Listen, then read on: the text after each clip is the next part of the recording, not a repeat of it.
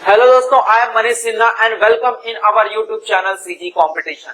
तो दोस्तों अभी हम आप लोग जो है हमारे प्रीवियस लेक्चर को देखे हैं तो फिर आप लोगों को पता ही होगा कि अभी हम लोग जो है प्रीवियस लेक्चर में कृषि का वर्गीकरण और कृषि के कुछ प्रकार और कृषि के कुछ विशेष प्रकार के बारे में डिस्कस कर चुके थे। और आज के क्लास में अब हम लोग जो है दोस्तों देखने वाले हैं खेती की प्रणालियां और साथ ही साथ जो है और कुछ टॉपिक जो है उसको मतलब जैसे खेती की प्रणाली को प्रभावित करने वाले कारक, ये सब चीजों के बारे में हम लोग जो है अभी आज के लेक्चर में डिस्कस करने वाले हैं। तो दोस्तों आई होप आज का ये जो वीडियो है आप लोगों को जो है बहुत पसंद आने वाला है। तो दोस्तों यदि ये आज का वीडियो आपको पसंद आता है तो फिर आप लोग जो है हमारे वीडियो को लाइक कीजिएगा और हमारा जो चैनल है उसको आप लोग जो है सब्सक्राइब कीजिएगा। हमारे चैनल का नाम है सीजी कंपटीशन। और हाँ दोस्तों, बेल आइकन पे प्रेस करना ना भूले ताकि हमारे चैनल से रिलेटेड, हमारे वीडियो से रिलेटेड जो भी नोटिफिकेशन है वह जो है सबसे पहले आप तक पहुंचते रहे। तो चलिए दोस्तों अब हम लोग स्टार्ट करते हैं अपना आज का क्लास, जिसमें सबसे पहला टॉपिक हम लोग देखते हैं खेती की प्रणालियां।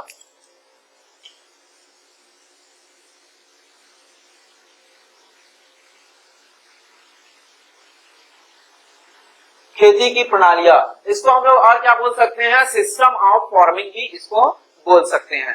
ठीक है दोस्तों, तो फिर क्या होता है यार कि देखो क्या होता है कि खेती की प्रणालियां क्या होगा, जिसमें किसान क्या करता है, जिसमें किसान जो है अपने आर्थिक और सामाजिक क्रियाओं की गतिविधियों को मतलब मेंटेन करने के लिए क्या करता है, वह जो है कृषि के कार्य को संपन्न करता है। इसी को हम लोग क्या बोलते हैं, इसी को जो है और वह जो है क्या रहता है, अलग अलग तरीकों से किया जाता है, अलग अलग प्रणालियों से किया जाता है। इसी को हम लोग क्या बोलते हैं, इसी को हम लोग जो है खेती की प्रणालियों के नाम से जानते हैं।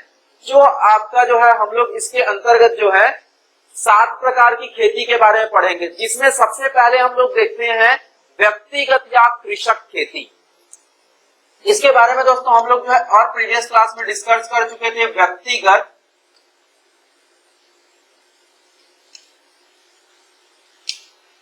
या कृषक खेती,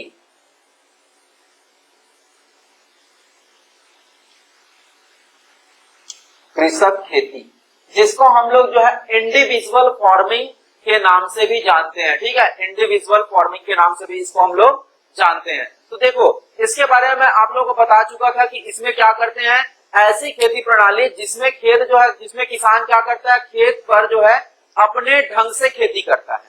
ठीक है, और वह जो है क्या रहेगा, किसान जो है, किसान स्वयं भूमि का मालिक होता है। ठीक है, वह जो है किसी के अंडर में काम नहीं करता, किसान जो है खुद ही क्या रहेगा, भूमि के मालिक रहेगा।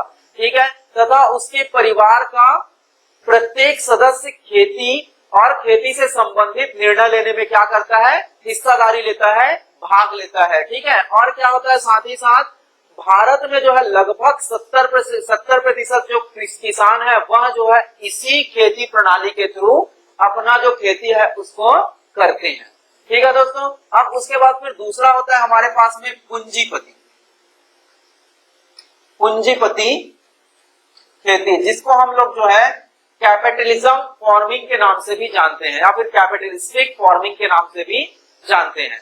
ठीक है, तो देखो अब इसमें जो मुख्य भूमिका रहता है कृषि का, वो किसका रहेगा, वह रहेगा पूंजी का। ठीक है, तो फिर यहाँ पे जो है अपना पूंजी मतलब अपना जो धन इन्वेस्ट करने वाला रहेगा वो कौन रहेगा, वह जो है पूंजीपति रहेगा। और वह क्या करता है, उसका जो मेन जो टास्क रहेगा, मेन जो उसका टास्क रहता है वो क्या रहता है, अधिक से अधिक लाभ कमाना। ठीक है, इस प्रकार की खेती किसलिए की जाता है, पूंजीपति खेती जो है वह अधिक से अधिक लाभ प्राप्त करने के लिए। और तो फिर जब उसको अधिक से अधिक लाभ प्राप्त करना है तो फिर क्या करेगा, वह जो है बड़ी भूखंडों में वह जो है अपनी खेती को करेगा, बड़े भूखंडों में अपनी खेती को करेगा। और कैसे करेगा, उसमें वह जो है आधुनिक तकनीकों का साथ ही साथ वह जो है आधुनिक बीज रहेगा। ठीक है, आधुनिक फर्टिलाइजर रहेगा, रासायनिक फर्टिलाइजर रहेगा। ठीक है, उन सब चीजों का जो है यूज करता है, किस चीज के लिए, अधिक से अधिक लाभ कमाने के लिए। ठीक है, और जैसे कि यह जो है क्या होता है, इसी के थ्रू लोग जो है क्या करते हैं, यहाँ पे भारत में जो है इसको जो है बागानों में भी खेती किया जाता है, इसी के थ्रू जो है बागानों में भी खेती किया जाता है, जिसमें लोग जो है चाय का, कॉफी का, रबड़ का, इन सब चीजों का क्या करते हैं, खेती करते हैं दोस्तों। अब उसके बाद फिर नेक्स्ट टॉपिक है हमारे पास में राजकीय खेती।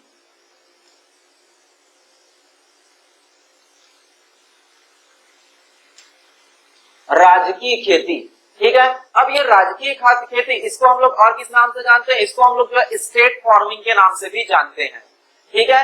अब देखो, अब ये जो है क्या होता है, यह जो है मतलब राजकीय खेती किए जाने वाले फॉर्म सरकार के द्वारा संपन्न होता है, ठीक है। और क्या होता है, साथ ही साथ भूमि प्रबंधन सरकारी कर्मचारियों के द्वारा किया जाता है।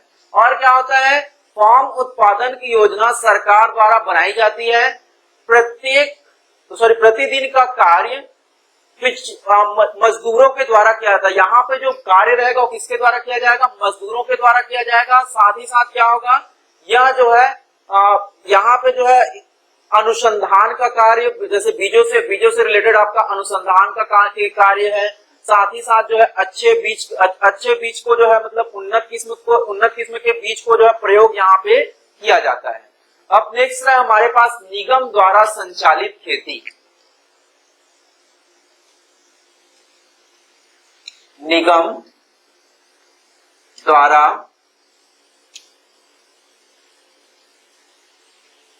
संचालित खेती। तो दोस्तों, अब ये जो निगम द्वारा संचालित प्रणाली क्या होगा? ऐसी खेती प्रणाली जिसमें क्या करते हैं, संपूर्ण व्यवस्था निगम संचालन मंडल द्वारा क्या होता है, किया जाता है, ठीक है। तो और इसमें क्या होता है, साथ ही साथ इसमें जो है बहुत ही अधिक मात्रा में किसकी जरूरत पड़ेगी? पूंजी की, कैपिटल की जरूरत पड़ेगी, पैसे की जरूरत पड़ेगी, ठीक है। और क्या क्या किया जाता है इसमें जो है ऐसे खेती जो है सबसे ज्यादा जो है कहाँ पे किया जाता है? यूएसए में किया जाता है, यूनाइटेड स्टेट में किया जाता है, संयुक्त राष्ट्र अमेरिका में किया जाता है। साथ ही साथ भारत के जो है कुछ स्टेट में ही जो है इसको किया जाता है, जैसे महाराष्ट्र है, तमिलनाडु है, मद्रास है, ठीक है। ऐसे एरिया में जो है इसको किया जाता है, ठीक है। अब उसके बाद फिर नेक्स्ट दोस्तों हमारे पास में संयुक्त खेती।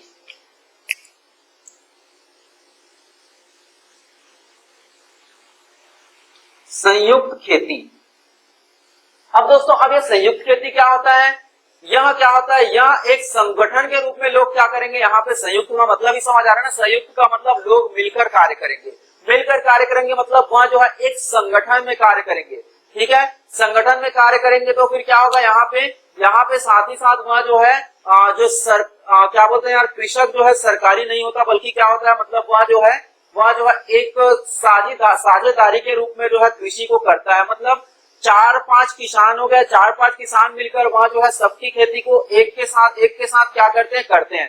मतलब क्या है, जैसे कि 4-5 किसान है और सबके पास क्या है, कम जो है उसके पास में जमीन है, ठीक है, और आदमी भी कम है, ठीक है। तो उन लोगों को क्या लगता है कि यदि वह जो है एक एक करके अपने अपनी खेती को करते हैं तो फिर वह उतने जल्दी से नहीं कर पाते, ठीक है। तो उन लोग क्या करते हैं, सबके सब जो है एक साथ मिलकर जो है कभी इसके खेत में कभी उसके खेत में सब लोग जो है बराबर क्या करते हैं, वह जो है काम करते हैं। या फिर जो है ज्यादा आदमी हो जाते हैं तो फिर वह जो है उसको बराबर अनुपात में मजदूरों को बांट लेते हैं। तो ऐसे खेती को हम लोग क्या बोलते हैं, संयुक्त खेती, ठीक है दोस्तों। अब उसके बाद फिर नेक्स्ट हमारे पास में सामूहिक खेती। यह भी आपका जो है संयुक्त खेती टाइप का ही होता है, सामूहिक खेती। अब इसके बाद फिर नेक्स्ट होता है हमारे पास में सरकारी खेती, सहकारी खेती।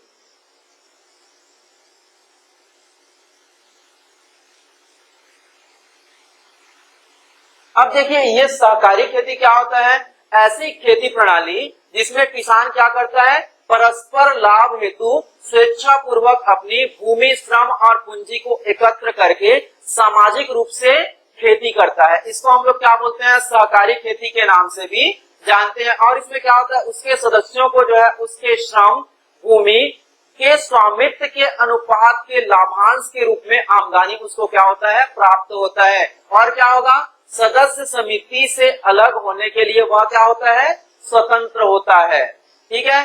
और उसके बाद फिर नेक्स्ट टॉपिक अब आता है दोस्तों हमारे पास में खेती की प्रणाली को प्रभावित करने वाले कारक।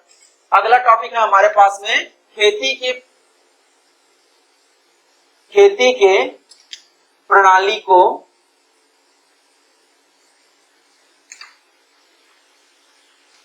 प्रभावित करने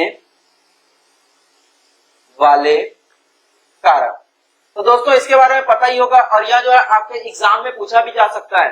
ठीक है, खेती तो होता है, लोग अलग अलग तरीके से क्या करते हैं, खेती करते हैं, तो फिर उसमें जो है क्या होगा, उसको जो है प्रभावित करने वाले भी अलग अलग कारक होंगे। तो इसमें बस आपका जो है नाम पूछ सकता है। तो इसमें जो है आपका 4 कारक होता है, जिसमें सबसे पहला होता है आपके पास में प्रेक्षण काश्तकारी। सबसे पहला कारक है आपके पास में प्रेक्षण काश्तकारी।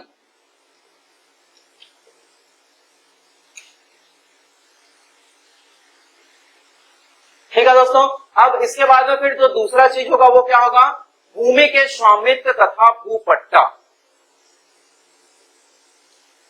भूमि का स्वामित्व तथा भूपट्टा। ठीक है, क्या होगा इसमें जो है, मतलब जो है लोगों के पास क्या होता है, किसी के पास जो है ज्यादा खेती होता है, किसी के पास क्या होता है कम खेत होता है। तो जैसे कि किसी के पास कम खेती है, कम खेत है, तो वह क्या करेगा, वह जो है व्यक्तिगत कृषि करेगा। ठीक है, यदि किसी के पास जो है जमीन ज्यादा है, भूमि ज्यादा है, तो वह क्या करेगा, पूंजीपति खेती करेगा। तो इस टाइप का जो है वो ये जो है आपको प्रभाव, मतलब ये जो है खेती के प्रणाली को क्या करता है, वह जो है प्रभावित करता है। नेक्स्ट है हमारे पास में भूमि का आर्थिक उपयोग। तीसरा है आपके पास में भूमि का आर्थिक उपयोग। ठीक है, तो देखिए यदि उसके पास भूमि तो है, लेकिन भूमि को वह जो है किस प्रकार से अपना पैसा कमाने के लिए, अपने अर्निंग करने के लिए क्या करता है, वो उपयोग करता है। तो इसी को हम लोग क्या बोलेंगे, भूमि का आर्थिक उपयोग। और उसके बाद है फिर नेक्स्ट पॉइंट हमारे पास में सहकारिता को बढ़ावा। सहकारिता को बढ़ावा या फिर प्रोत्साहन भी इसको बोला जा सकता है।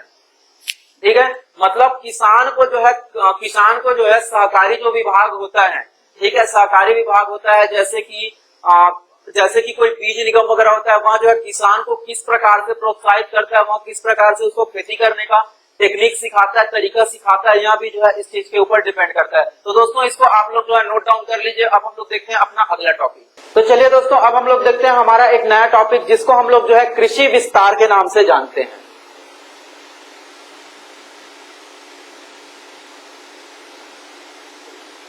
कृषि विस्तार। तो देखिए दोस्तों, कृषि विस्तार क्या होता है। कृषि विस्तार प्रायः विभिन्न योजनाओं एवं कार्यक्रमों के माध्यम से तथा नवीनतम वैज्ञानिक एवं तकनीकी खोजों के द्वारा वांछित परिवर्तन लाने हेतु क्या किया जाता है, एक अनुप्रयोग किया जाता है। और यह क्या है, एक व्यावहारिक विज्ञान है दोस्तों। ठीक है, तो अब देखिए ये क्या होता है आपका कृषि विज्ञान का जो है, ये तो आपको यहाँ पे पूछा था कृषि विस्तार जो है कौन सा विज्ञान होता है। तो कृषि विस्तार जो है आपका क्या हो जाता है, एक व्यावहारिक क्या होता है, व्यावहारिक विज्ञान होता है। साथ ही साथ क्या करते हैं हम लोग जो है इसमें जो है हम लोग नवीनतम वैज्ञानिक तकनीकों का क्या करता है, इसका क्या करते हैं, इसमें वांछित परिवर्तन लाने के लिए अनुप्रयोग करते हैं। यही क्या कहलाता है, आपका कृषि विज्ञान कहलाता है। अब यहाँ पे अब आपके पास में दूसरा क्वेश्चन क्या आ सकता है कि कृषि विस्तार का क्या क्या महत्व है। ठीक है, कृषि विस्तार का क्या क्या महत्व है। ठीक है, तो क्या होता है, सबसे पहला महत्व, इसमें जो सारा अधिकार होगा वह किसका होता है, वह किसानों को मिला होता है। पहला क्या है, अधिकार। अधिकार जो है किसको मिला रहेगा, किसानों को मिला रहेगा, किसान का रहेगा दोस्तों। उसके बाद फिर दूसरा क्या होता है, यह एक अनौपचारिक शिक्षा है। ठीक है, कौन सी शिक्षा है, अनौपचारिक शिक्षा है, जिसे स्कूल कॉलेज से बाहर दी जाती है। ठीक है, किसी भी स्कूल में, किसी भी कॉलेज में जो है कृषि विस्तार से संबंधित जो है कोई शिक्षा जो है नहीं दिया जाता। ठीक है, तो क्या होता है, दूसरा इसका महत्व क्या है कि यह जो है एक अनौपचारिक शिक्षा है, अनौपचारिक शिक्षा दोस्तों। अब नेक्स्ट पॉइंट क्या है कि यह जो है क्या होता है, इसमें जो है किसानों के उसके स्थानीय नेताओं के द्वारा सिखाया जाता है। किसानों को किसके द्वारा सिखाया जाता है, उसके स्थानीय नेताओं के द्वारा सिखाया जाता है। किसके द्वारा, स्थानीय नेताओं के द्वारा।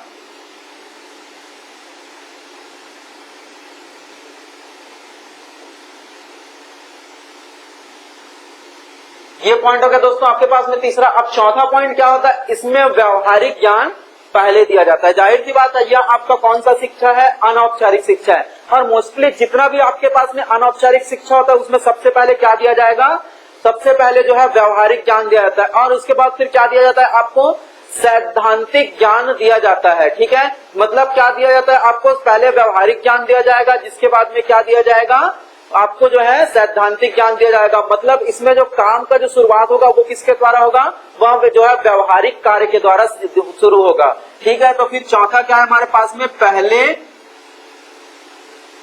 पहले व्यवहारिक, बाद में सैद्धांतिक।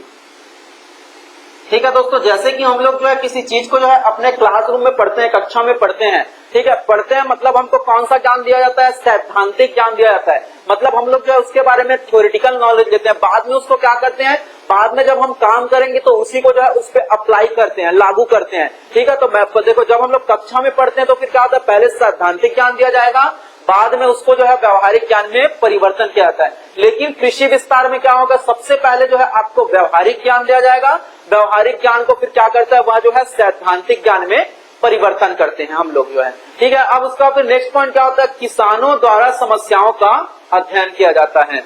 ठीक है, पांचवा पॉइंट क्या है हमारे पास में, किसानों द्वारा समस्याओं का अध्ययन, समस्याओं का अध्ययन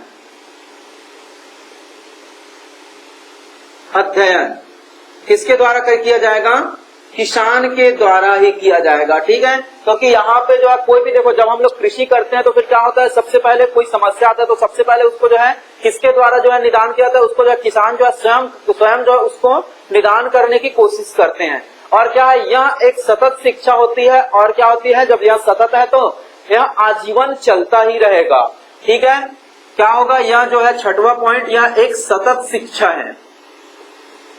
सतत शिक्षा है मतलब किसान जो है क्या करता है, किसान जो है जिंदगी भर वह जो है क्या करता है, कुछ नया जो है उसमें हर साल जब खेती करते जाएगा, ठीक है, तो वह क्या करते जाएगा, कुछ नई चीजें जो है वो सीखते ही जाएगा। नेक्स्ट पॉइंट क्या है, स्थानीय तौर पर कार्यक्रम विकसित करने की छूट होती है। ठीक है, नेक्स्ट पॉइंट है हमारे पास में, स्थानीय तौर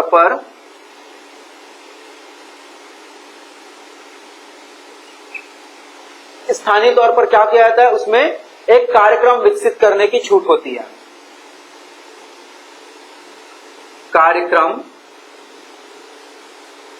विकसित करने की छूट होती है दोस्तों। ठीक है, ये तो हो गया। अब हमारे पास में जो है क्या, कृषि विस्तार। अब ये होगा कृषि विस्तार में महत्व हो गया। अब इसके बाद फिर हम लोग देखते हैं नेक्स्ट जो है कृषि विस्तार की भूमिका। ठीक है, तो कृषि विस्तार का जो है निम्न भूमिका है आपके पास में। ठीक है, 3 भूमिका होता है, जिसमें पहला है आपका प्रसार कार्य बहुत प्रभावी हो सकता है। ठीक है, साथ ही साथ क्या हो सकता है, जब इसे केवल प्रकृति में शिक्षित किया जाए और सरकारी नियमों के उत्तरदायित्व से स्वतंत्र हो, तब क्या होगा, यह जो है बहुत ही प्रभावी होगा। अब दूसरा पॉइंट क्या हो सकता है दोस्तों, इसके पास में आपका विकास बढ़ाने के लिए क्षेत्र पर अधिक विशेषज्ञता की आवश्यकता होती है। ठीक है, अब उसके बाद फिर जो नेक्स्ट पॉइंट होगा वो क्या होगा, क्षेत्र स्तर पर प्रसारकर्ता की सफलता कार्य पर निर्भर करता है। और अगला क्या होगा, निश्चित संसाधनों से अधिकतम प्रभावी सेवा उपलब्ध कराने में आवश्यक होता है। और क्या होगा, यह जो है ग्रामीण लोगों के बीच की एक प्रभावी सहयोग होता है। ठीक है, ये हो गया कृषि विस्तार की भूमिका। तो ये भूमिका भी जो है आप लोगों को जो है एग्जाम में पूछा जा सकता है। अब नेक्स्ट होगा आपके पास में सीमांत कृषक एवं भूमिहीन श्रमिकों की स्थिति। तो देखो दोस्तों, अभी हम लोग जो है इसके प्रीवियस क्लास में सबसे पहले जब हम लोग जो है इंडियन एग्रीकल्चर के बारे में, भारतीय कृषि के बारे में जब पढ़े थे, तो हम लोग पढ़ चुके थे कि जो है किसान कितने प्रकार का होता है, जिसमें आपका जो है सबसे पहला हम लोग कृषक में पढ़े थे सीमांत कृषक। लेकिन एक भूमिहीन कृषक भी हो सकता है, जिसके पास क्या रहेगा, कोई भूमि जो है नहीं रहेगा, वह जो है आपके सीमांत कृषक में भी वही आता है। ठीक है, तो अब देखो कि सीमांत कृषक का जो है हमारे भारत में क्या सिचुएशन है, क्या स्थिति है। ठीक है, तो देखो सबसे पहला मैं पॉइंट ले सकता हूं इसको जो है डिस्क्राइब करने के लिए, वह है मजदूरी एवं आय। मजदूरी एवं आय।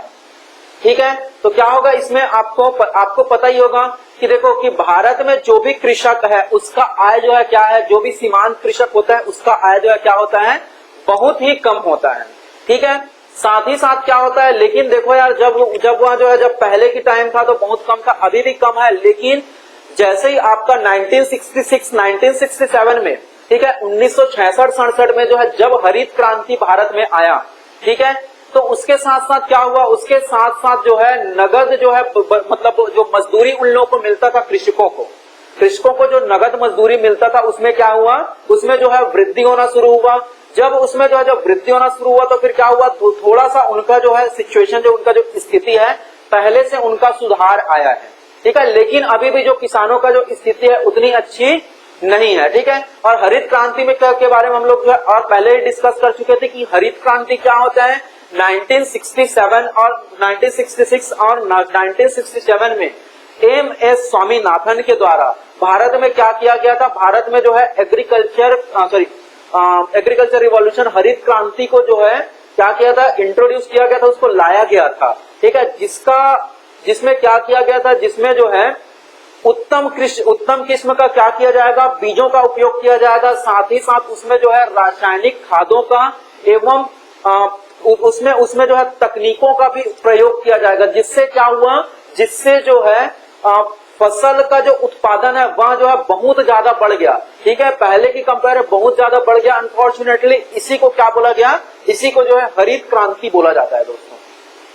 अब नेक्स्ट होगा हमारे पास में, नेक्स्ट पॉइंट इसको मैं डिस्क्राइब करने के लिए ले सकता हूं, रोजगार एवं काम की परिस्थितियां।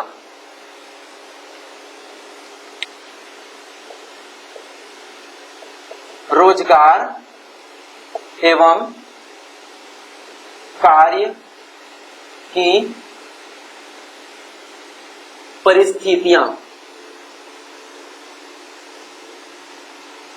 तो देखो क्या होगा, रोजगार एवं कार्य की परिस्थितियां।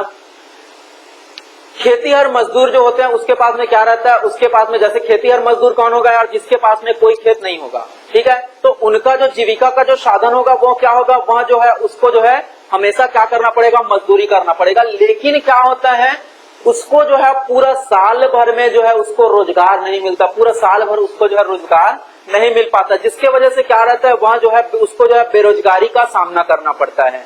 ठीक है, जब उसको जो है जब साल भर बेरोजगारी का जो है सामना करना पड़ेगा तो फिर क्या होगा, उसके पास में जो है पैसे की कमी होता है। जब काम ही नहीं मिलेगा तो उसके पास में क्या होगा, पैसे की कमी होती है। ठीक है, ठीक है, तो और क्या होता है इसमें जो है लोगों के पास जो है और जो है कोई कृषि को छोड़कर ज्यादातर जो है कोई और वैकल्पिक साधन नहीं रहता, जिसको वहां जो है ढूंढने की कोशिश करता है। ठीक है, अब अगला होता है दोस्तों हमारे पास में ऋणग्रस्तता। इसके बारे में तो आप लोगों को अच्छे से ही पता होगा, ऋणग्रस्तता।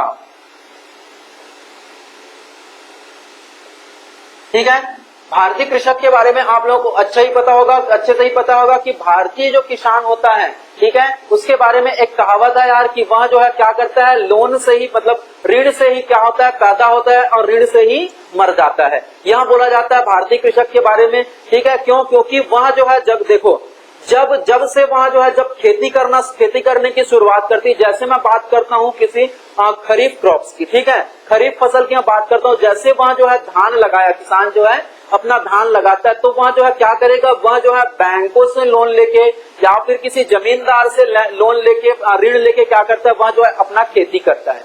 ठीक है, खेती करते करते वहां जो है लास्ट तक जब तक उसको जो है क्या ना हो जाए, जब तक उसका फसल ना हो जाए, ठीक है, तब तक क्या करते रहता है, वहां जो है लोन लेते रहता है। लेकिन कई साल ऐसे आता है जिस साल जो है सूखा पड़ जाता है, अकाल पड़ जाता है, उस साल क्या नहीं कर पाता, वो तो लोन तो ले लिया, उसको तो पैसा देना ही पड़ेगा, लेकिन जब उसके पास फसल ही नहीं होगा तो वो फिर देगा कहां से। तो ऐसे उसके पास जो है ऋण जो है कंटिन्यू जो है किसान के पास में जो है बढ़ते ही जाता है। यह जो है भारत में जो है भारत का जो है जीडीपी ग्रोथ का जो है सबसे बड़ा कारण यही है। ठीक है, अब उसके बाद फिर नेक्स्ट पॉइंट देखते हैं हम लोग दोस्तों, वह है कृषि श्रम में महिलाओं के लिए कम मजदूरियां भी जो है भारत के जो है डेवलपमेंट के लिए एक बहुत बड़ा कारण है। कृषि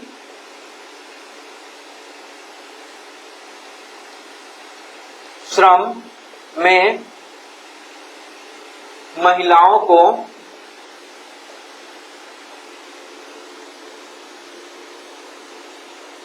कम मजदूरी। ठीक है, यह पहले भी होता था और बहुत जगहों पे आज भी होता है, लेकिन अभी जो है क्या है, हमारे पास में जो है, हमारे पास जो संविधान के द्वारा यह जो प्रॉब्लम है उसको जो है हटाने की कोशिश किया जा रहा है कि क्या है कि यदि कोई स्त्री और पुरुष है, ठीक है, वह जो है समान कार्य करता है तो उसको क्या देना चाहिए, उसको जो है संवैधानिक रूप से दोनों को जो है बराबर उसको पेमेंट करना चाहिए, दोनों को जो है बराबर उसको मजदूरी दिया जाना चाहिए। ठीक है, लेकिन क्या होता है अभी भी हमारे गांव एरिया वाले जो है गांव एरिया में देखते हैं तो वहां पे क्या होता है, वहां पे जो है दोनों को अलग अलग दोनों को जो है क्या करता है, बराबर मजदूरी ना देके दोनों को अलग अलग मजदूरी दिया जाता है। ठीक है, तो यही है आपका कृषि श्रम में महिलाओं के लिए कम मजदूरी। अब उसके बाद फिर जो नेक्स्ट प्रॉब्लम है दोस्तों, वह हमारे पास में बाल श्रम की घटनाओं, बाल श्रम की घटनाओं का बढ़ना। बाल श्रम की घटनाओं का बढ़ना। ठीक है, तो देखिए क्या होता है यार कि जैसे कि कोई सीमांत कृषक है या फिर जो भूमिहीन कृषक है, ठीक है, तो उसको क्या होता है, उसको जो है अपना जीविकोपार्जन के लिए, अपना जो है दैनिक दिनचर्या चलाने के लिए उसको क्या चीज की जरूरत होती है, उसको पैसे की जरूरत होती है। लेकिन उसको जो है साल भर मजदूरी ना मिलने के कारण वह जो है उसके पास में इतना पैसा नहीं आता कि वह जो है अपना दैनिक दिनचर्या चला सके। ठीक है, जिसके वजह से फिर क्या करते हैं, जिसके वजह से वह जो है अपने छोटे बच्चे को जो 14 साल से भी कम है, ठीक है, जो 14 साल से भी कम है, उसको क्या किया जाता है, उसको जो है वह जो है मजदूरी करने के लिए भेजते हैं। तो इसी को हम लोग जो है बाल श्रम की कैटेगरी में रखते हैं। और भारत में बाल श्रम की घटना जो है क्या है, बहुत ज्यादा है। ठीक है, बहुत उच्च है और इसकी अनुमानित जो संख्या वह कितना है, 17.5 करोड़ से लेकर 44 करोड़ तक जो है भिन्न भिन्न अनुपात में या फिर भिन्न भिन्न क्या बोल सकते हैं उसको, राज्य में उसमें उसको जो है पाया जाता है। और यहाँ बोल सकते हैं कि एशिया में जो है टोटल जितना भी बाल श्रम है, पूरा हमारे जो एशियन कॉन्टिनेंट में, एशिया महाद्वीप में जितना बाल श्रम है उसका पूरा 1/3 जो है सिर्फ और सिर्फ जो है भारत में है दोस्तों। ठीक है, तो आज के लेक्चर में दोस्तों हम लोग जो है इतना ही पढ़ते हैं। अब हम लोग जो है नेक्स्ट लेक्चर में कुछ नए टॉपिक के साथ मिलते हैं। और आई होप ये आज का जो हमारा वीडियो है यह जो है आप लोगों को जरूर पसंद आया होगा। और दोस्तों यह जो वीडियो आप लोगों को पसंद आया होगा तो आप लोग हमारे वीडियो को लाइक कीजिए और सब्सक्राइब कीजिए हमारे चैनल को जिसका नाम है सीजी कंपटीशन। तो दोस्तों अब हम लोग जो है मिलते हैं नए वीडियो में नए टॉपिक के साथ में। तब तक के लिए thank you and all the best.